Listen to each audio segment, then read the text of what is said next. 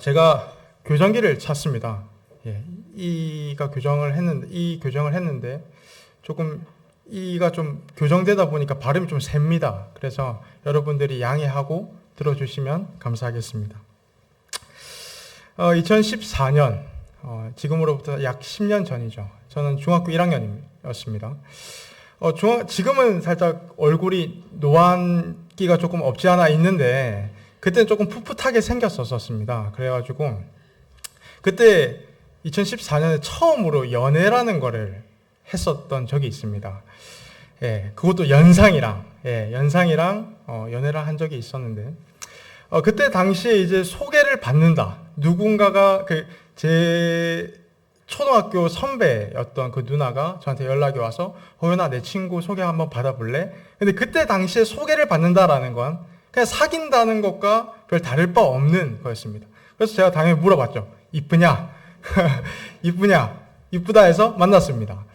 그러고 나서 이제 만나고 난 후에 그때가 이제 10월 말이었고 11월 달이 이제 접어드는 때였습니다. 그때 11월 달에는 어떤 날이 있는지 아십니까? 빼빼로 데이가 있죠. 빼빼로 데이. 1111 해가지고 빼빼로 데이. 빼빼로 과자를 이제 연인에게 선물해주는 날입니다.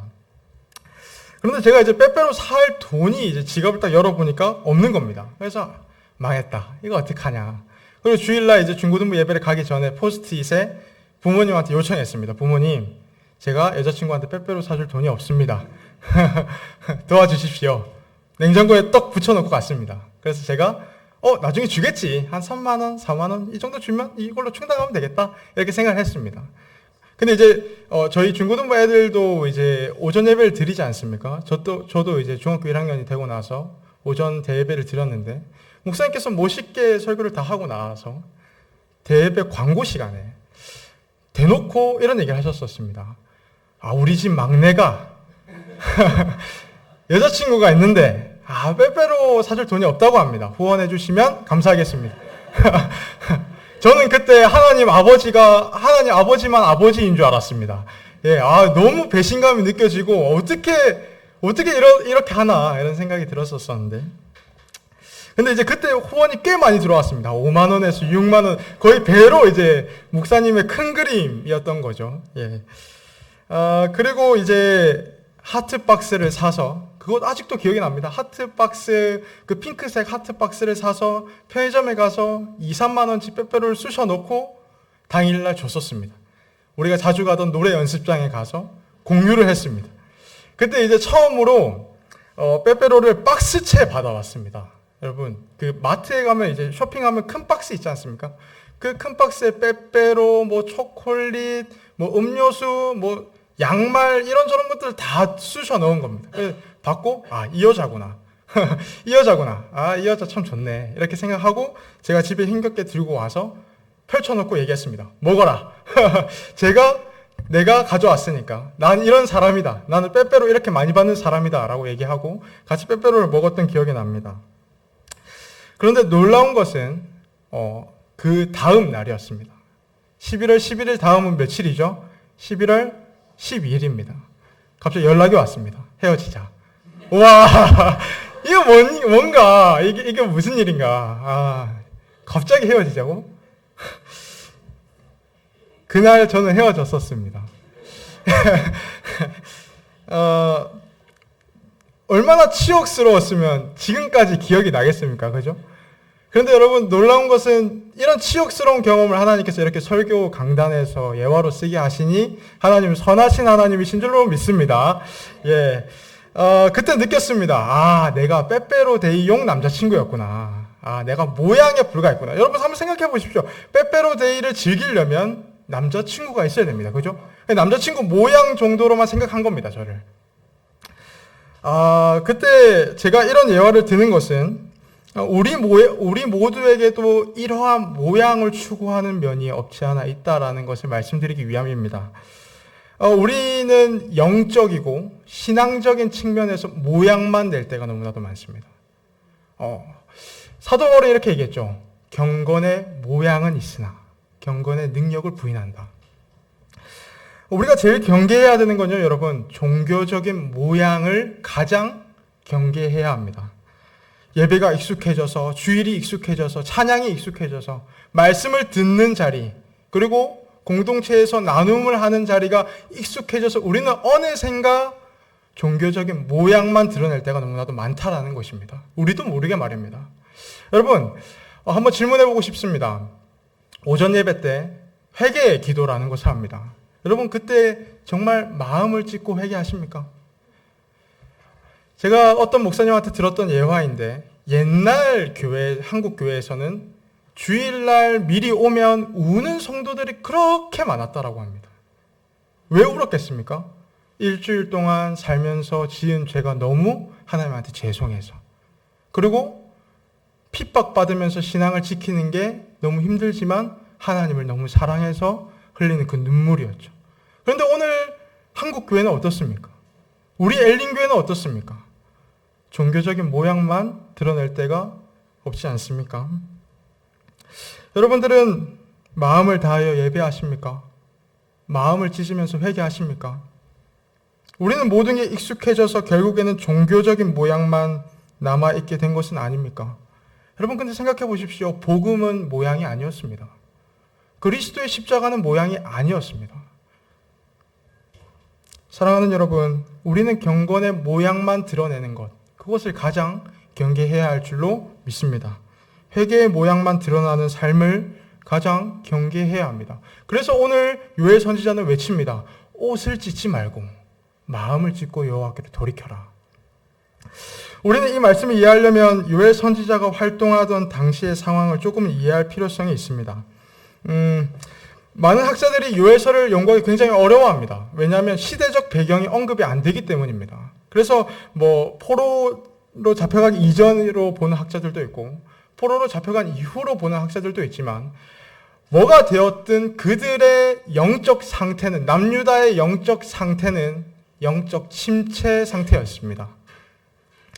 그들의 상태는 마치 사도 바울이 말했던 것처럼 경건의 모양은 있지만 경건의 능력을 부인하는 그런 상태였습니다. 여러분, 남유다라는 나라를 한번 생각해 보십시오. 그들은 하나님의 선택받은 백성들이었습니다. 그렇게 생각하고 그렇게 믿어왔습니다. 그렇기 때문에 종교적인 행동들은 얼마나 잘하는지 모릅니다. 회개하면 또 회개하는 척 했을 거고, 예배하면 예배하는 척 했을 겁니다. 인간의 눈으로 딱 보기에는 와, 저렇게 예배하는 거구나 했을 것입니다. 그런데 경건의 모양은 그럴싸하게 만들어낼 수 있었지만 실상은 그들의 마음은 하나님을 떠났습니다. 그들의 마음은 침체되었었습니다. 그들에게 하나님은 우선순위가 아니었습니다. 우선순위가 아니었기 때문에 다른 나라들을 의지하다가 여호와의 날, 심판의 날을 겪게 되는 것입니다. 그렇게 요엘 선지자는 이렇게 다시 한번 선포합니다. 우리 13절 다 같이 한번 읽어봅시다. 너희는 옷을 찢지 말고 마음을 찢고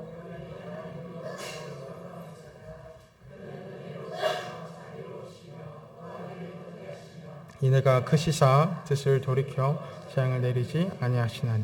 옷을 찢지 말라고 얘기합니다. 이유가 무엇입니까? 그 당시 옷을 찢는다라는 것은 나의 슬픔과 나의 애통을 드러내는 종교적인 행위에 불과했기 때문입니다. 우리로 치자면 회개하는 척하면 눈물 흘리는 거랑 똑같다라는 겁니다. 그렇게 요엘은 말합니다. 옷을 찢는 게 중요한 게 아닙니다. 마음을 찢으십시오. 마음을 찢고 여호와께로 돌이키십시오. 그렇게 말씀하는 겁니다. 그렇다면 마음을 찢는다라는 것은 무엇입니까? 구약 인물 중에서 마음을 찢은 한 인물이 나옵니다. 바로 다윗입니다. 시편 51편을 읽어보십시오. 그는 마음을 찢으면서 회개합니다. 우리가 흔히 알 수 있듯이 다윗은 밧세바를 탐하는 죄를 지었습니다. 밧세바를 탐하기 위해서 그의 부하 우리아를 죽였습니다. 최악의 죄였죠. 그리고 그가 선지자 나단을 통해 죄를 깨닫고 나서 이렇게 고백합니다. 시편 51편 4절입니다. 내가 주께만 범죄하여 주의 목전에 악을 행하였사오니 주께서 말씀하실 때에 의로우시다 하고 주께서 심판하실 때에 순전하시다 하리이다. 다윗은 오직 하나님께만 시선이 가 있었습니다. 물론 그는 밧세바와 우리아한테 잘못한 것을 알고 있었습니다. 그러나 그가 가장 죄송해야 한 분은 밧세바와 우리아도 아니라 하나님이었습니다. 이유가 무엇입니까? 하나님과의 관계를 망가뜨린 그 자신의 죄, 그 죄 하나 때문에 애통해야 하며 슬퍼했기 때문입니다. 이것이 마음을 찢는다라는 것의 의미입니다. 사랑하는 성도 여러분, 마음을 찢는 회개는 후회함이 아닙니다. 내 입이 문제야. 내가 욕했으면 안 됐었는데. 이런 뉘우침과 후회가 아닙니다. 마음을 찢는 회개는 하나님과의 관계를 망가뜨려서 그 죄 때문에 슬퍼하고 애통해하는 것이 마음을 찢는 회개입니다. 그렇다면 하나님께서는 왜 요엘을 통해 마음을 찢으며 하나님께로 돌이키라고 말씀하시는 걸까요? 첫 번째로 우리 여기 다 같이 나와 있는데 한번 다 같이 읽어봅시다. 시작. 하나님께서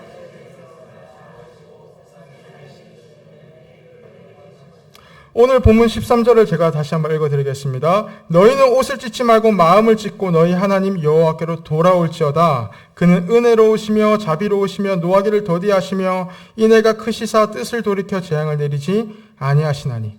개역개정 성경에는 표현되어 있지 않지만 여기 여호와께로 돌아올지어다와 그는 그 사이에 접속사가 있습니다. 왜냐하면이라는 접속사가 있습니다. 하나님께서는 은혜가 풍성하시고 사랑이시기 때문에, 그리고 뜻을 돌이켜 재앙을 내리지 아니하시기 때문에 돌이키라는 말이죠. 여러분, 우리는 여기서 회개의 근원을 발견할 수 있습니다.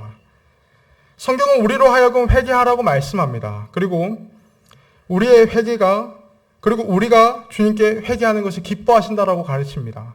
그런데 우리의 회개가, 우리가 하는 그 회개 기도가 하나님께 용서받을 자격이 되지는 않는다라고 가르칩니다. 천부여 의지 없어서라는 찬송의 가사를 보면 주 나를 박대하시면 내가 어디로 가리까? 여러분, 우리가 만약 하나님께로 돌이켰다고 칩시다. 그때 하나님께서 왜 왔어? 라고 하신다면 우리는 뭐라고 대답하시겠습니까?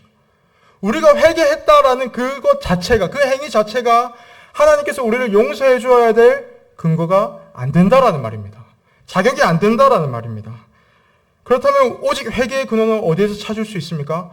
하나님의 성품에서 찾을 수 있습니다.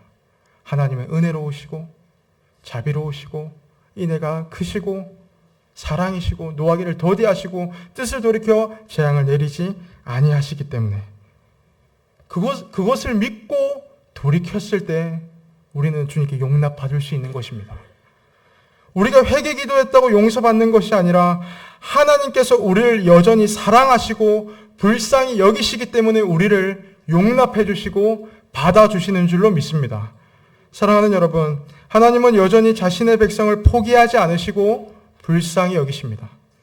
그렇게 우리는 바로 지금 마음을 찢고 회개하여 돌이켜야 됩니다. 옷을 찢는 것을 멈추고 우리의 마음을 찢고 주님께로 돌이켜야 될 줄로 믿습니다. 지금이 구원받을 만한 때입니다. 지금이 주님과의 관계를 회복할 만한 때인 줄 믿습니다. 사랑하는 여러분, 옷을 찢는 회개가 아니라 경건의 모양만, 회개의 모양만 드러내는 회개가 아니라 마음을 찢는 회개가 우리에게 필요합니다. 오늘도 하나님께서는 우리에게 요구하십니다. 마음을 찢고 돌이켜라.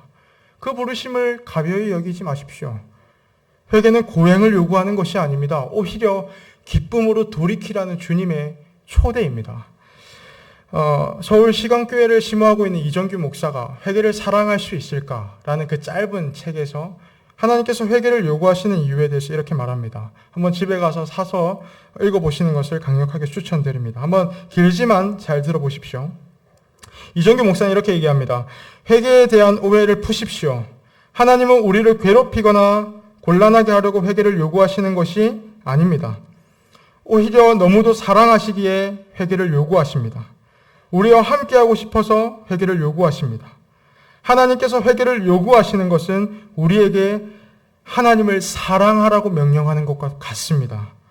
하나님께서 우리에게 당신을 사랑하라고 명령하십니다. 인간이 무엇이길래 우리더러 당신을 사랑하라고 명하실까요? 우리가 하나님을 사랑하지 않으면 당신에게 무슨 손해라도 나는 것처럼 우리를 위협하면서까지 하나님을 사랑하라고 명하십니다. 하나님이 아닌 다른 것들을 사랑했던 죄를 모두 내려놓고 회개하며 하나님을 사랑하라고 명하십니다. 그러니 지금 생각나는 모든 죄를 겸손히 내려놓고 하나님께로 돌이키십시오.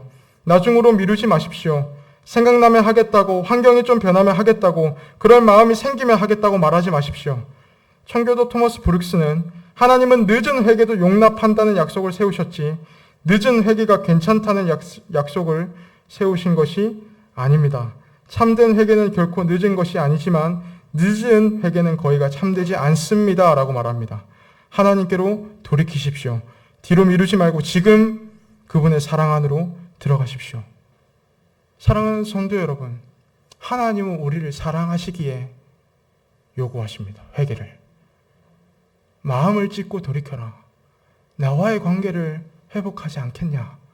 그것이 오늘 우리에게 주님이 요구하시는 바인 줄 믿습니다. 그것을 믿고 하나님께로 마음을 찢고 돌이키는 저와 여러분 되시길 주님의 이름으로 소망합니다. 두 번째로는 하나님의 하나님 되심을 알게 하기 위해서 하나님은 마음을 찢고 회개하라고 말씀하십니다. 오늘 본문 27절을 다 같이 한번 읽어봅시다. 그런즉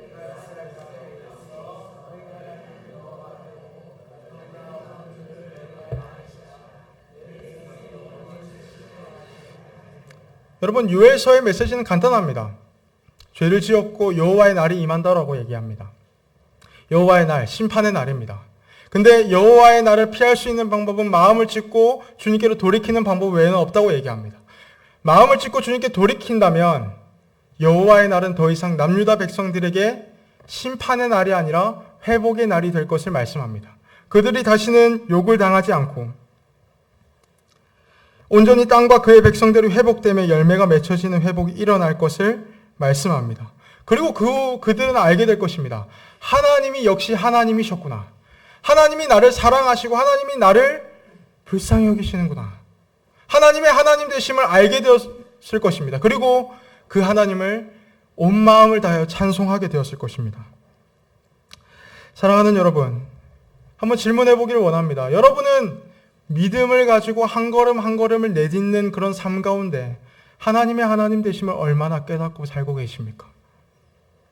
여러분은 믿음의 발걸음을 한 걸음 한 걸음 내딛는 순간마다 하나님의 하나님 되심을 얼마나 깨닫고 살고 계십니까? 이렇게 주의 강단에서 말씀을 선포하고 있는 저도 그게 참 쉽지는 않습니다. 여러분, 우리가 하나님의 하나님 되심을 깨닫지 못한 이유가 무엇입니까? 회개가, 마음을 찢는 회개가 멈춰있기 때문에 그렇습니다. 옷을 찢는 회개는 누구나 할 수 있습니다. 대통령이 와도 옷을 찢는 건 누구나 할 수 있는 겁니다. 그런데 우리는 옷이 아니라 마음을 찢어야 되지 않습니까? 마음을 찢는 회개가 없다면, 하나님과의 관계를 망가뜨리는 죄에 대한 애통함이 없다면 그때부터 타락은 시작되는 겁니다. 우리의 삶 가운데, 개개인의 삶 가운데, 우리의 가정과 우리의 교회와 우리의 일터에 살아가면서 마음을 찢는 회개가 없다면 그곳에서부터 타락이 시작되는 것입니다. 그러나 아까도 말씀드렸다시피 하나님께서는 우리를 사랑하셔서 회개를 요구하십니다. 관계를 회복하자고 말씀하십니다. 그 말을 다르게 표현하자면 우리가 하나님께로 돌이킨다면 주님은 우리에게 놀라운 역사를 베푸신다는 말씀입니다. 여러분, 그 회복을 경험하고 싶지 않으십니까? 그리고 그 회복을 통해 하나님의 하나님 되심을 알고 인정하며 하나님을 높여드리고 싶지 않으십니까? 사랑하는 성도 여러분, 우리는 지금 마음을 찢는 회개로 주님께로 돌이켜야 될 줄로 믿습니다. 그렇게 주님께로 돌이키어 주님과의 관계가 회복되고 주님께서 베푸시는 회복의 역사를 경험하는 저 여러분 되시길 주님의 이름으로 간절히 소망합니다. 더 나아가 하나님의 하나님 되심을 인정할 수 있게 되며 주님을 높여드리는 우리 엘린교회 모든 성도들이 되기를 주님의 이름으로 간절히 소망합니다. 보통 이맘때쯤에 설교가 끝나야 되는데 조금 더 들어가 보도록 하겠습니다. 여러분, 우리는 성경 전체의 역사를 알다시피 남유다 백성들은 또다시 패역하고 또다시 타락합니다. 그죠? 그들은 마음을 찢는 회개를 했지만 또다시 하나님을 배신합니다. 말라기서에서 하나님께서 말씀하십니다. 내가 너희를 사랑했다. 이스라엘 백성들의 대답은 무엇인지 아십니까? 하나님은 우리를 어떻게 사랑하셨습니까? 우리는 이 성경을 읽을 때마다, 구약 성경을 읽을 때마다, 이야, 이스라엘 놈들 참 고독하다, 진짜 답 없다, 이렇게 생각하기 쉽습니다. 그러나, 여러분, 이 모습이 저와 여러분의 모습입니다. 사랑하는 여러분, 이스라엘은 또다시 패역했습니다. 그들은 여호와의 날 심판을 받아 마땅한 죄인들입니다.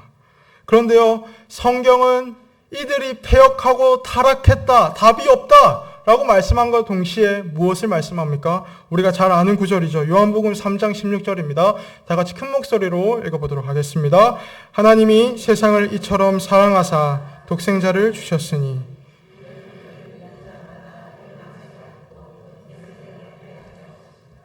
하나님 아버지는 그럼에도 그들을 너무 사랑하셔서 아들을 보내십니다. 아들은 어둠이 아닙니다. 아들은 빛입니다. 아들은 죄가 없습니다. 그런데 세례 요한이 예수님을 보고 떡하니 이렇게 얘기합니다. 보라, 세상 죄를 지고 가는 하나님의 어린 양이로다. 그리고 그분은 십자가에 오르기 전, 그리고 십자가에서 울부짖으셨습니다. 우리가 마음을 찢지 않아서 그분이 마음을 찢으셨다고요. 히브리서는 이렇게 말씀합니다. 그는 육체에 계실 때에 자기를 죽음에서 능히 구원하실 이에게 심한 통곡과 눈물로 간구와 소원을 올렸고 그의 경건하심으로 말미암아 들으심을 얻었느니라. 여러분 한번 생각해 보십시오. 예수님은 하나님의 아들이십니다. 예수님은 하나님이십니다. 예수님은 죄가 없으십니다. 마음을 찢으실 필요가 전혀 없는 분이란 말입니다. 그런데 그분이 십자가에서 우리를 위해 마음과 몸이 찢겨지셨습니다. 그분이 우리의 죄를 모두 짊어지고 남유다 백성들이 받아 마땅한 여호와의 날을 그분이 대신 받으셨습니다. 하나님이신 그분이요. 하나님의 영원한 사랑의 아들이신 그분이 하나님의 진노와 저주를 다 받으셨습니다. 그리고 하나님과 인간을 가로막고 있던 그 휘장이 쫙 찢어집니다. 그리고 사도 바울은 얘기합니다. 로마서 5장 1절입니다. 함께 읽도록 하겠습니다. 그러므로 우리 주 예수 그리스도로 말미암아 하나님과 화평을 누리자. 그리스도께서 우리를 위해 마음과 육신이 찢겨지심으로 우리는 하나님 아버지와 화평을 누릴 수 있게 되었습니다. 하나님 아버지는 말씀합니다. 내 아들 예수가 너희를 위해 마음과 몸이 찢겨졌다. 그로 인해 나와 화평을 누릴 수 있게 되었다. 그렇기에 마음을 찢고 돌이켜라. 나와의 관계를 회복하자. 사랑하는 여러분, 이 부르심을 절대 가벼이 여기지 마십시오. 그리고 하나님께로 돌이키십시오. 그리스도께서 왜 이런 일을 행하셨습니다? 왜 이런 일을 행하셨습니까? 하나님이 우리를 포기하지 않으셔서가 아닙니까? 우리와 함께하기를 원하셨기 때문이 아닙니까? 여러분, 주님과의 관계가 소홀해졌다면 바로 지금 그리스도의 십자가를 붙들고 마음을 찢고 회개하여 돌이키십시오. 우리는 회개하지 못하는 삶에서 회개할 수 있는 삶으로 구원받은 줄 믿습니다. 다시 한번 강조합니다. 우리는 회개하지 못하는 삶에서 회개할 수 있는 삶으로 구원받은 줄 믿습니다. 주님과의 관계를 회복하십시오. 그리스도께서 우리를 위해 마음과 육신이 찢겨지셨습니다. 그렇기에 그리고 하나님은 그리스도를 통해 당신께 나아가는 모든 백성을 용서하지 않으시면, 용납하지 않으시면 안 될 상황에 처하셨습니다. 그분이 스스로 그렇게 택하셨습니다. 무슨 뜻입니까? 반드시 돌이키라는 말입니다. 내가 반드시 받아줄 테니 돌이키라는 말입니다. 그렇게 지금 마음을 찢고 주님께로 돌이키시는 저 여러분 되시길 주님의 이름으로 소망합니다. 그리하여 주님과 화평을 누리십시오. 반주해 주시겠습니까?